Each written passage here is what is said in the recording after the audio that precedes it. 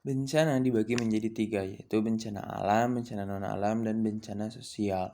Bencana alam merupakan bencana yang diakibatkan oleh peristiwa gejala alam. Contohnya seperti gempa bumi, tsunami, gunung meletus. Sedangkan bencana non-alam adalah bencana yang terjadi akibat dari gejala non-alam seperti kegagalan teknologi, epidemi, dan wabah penyakit. Adapun bencana sosial adalah bencana yang terjadi akibat atau bersumber dari manusia, seperti konflik antar warga, konflik antar suku, aksi teror, dan sebagainya. Salah satu ayat mengenai bencana adalah surat Ar-Rum ayat 41 yang berbunyi A'udzubillahi minasyaitonirrajim.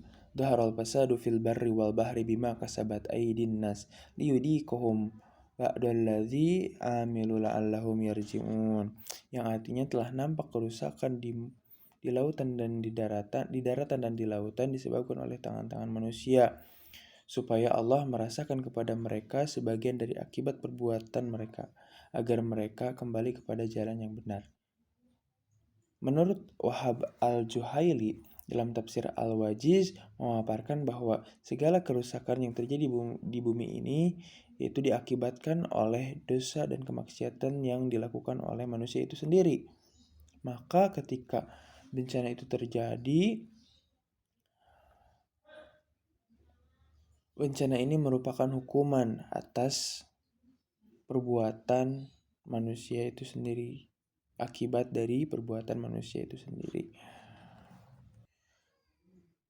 Mitigasi bencana merupakan upaya yang dilakukan untuk mengurangi resiko bencana.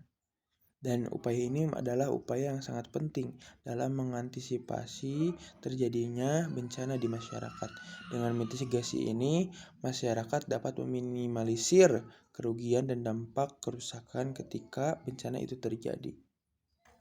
Paradigma umat Islam ketika menghadapi bencana, ketika ditimpakan suatu bencana adalah dikaitkan dengan takdir, di mana bencana itu merupakan suatu ketentuan yang telah Allah takdirkan. Namun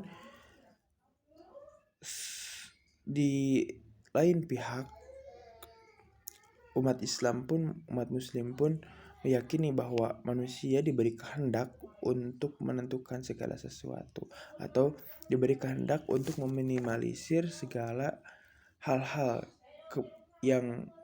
buruk yang dapat terjadi, seperti itu. Maka takdir itu merupakan hal kepastian ketika itu telah terjadi. Adapun sebelum takdir itu terjadi, manusia diberi kehendak untuk semaksimal mungkin menuju kepada takdir yang lebih baik gitu.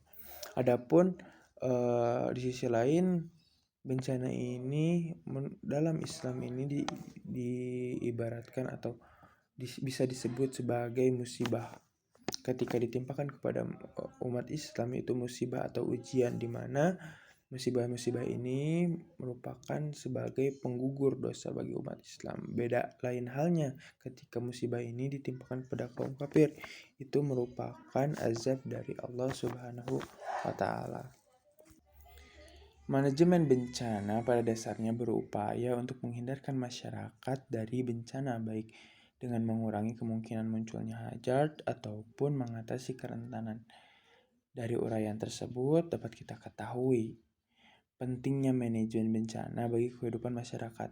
Dengan manajemen bencana, kita dapat memperkirakan, mengantisipasi, dan meminimalisir kemungkinan terjadinya suatu bencana. Terima kasih.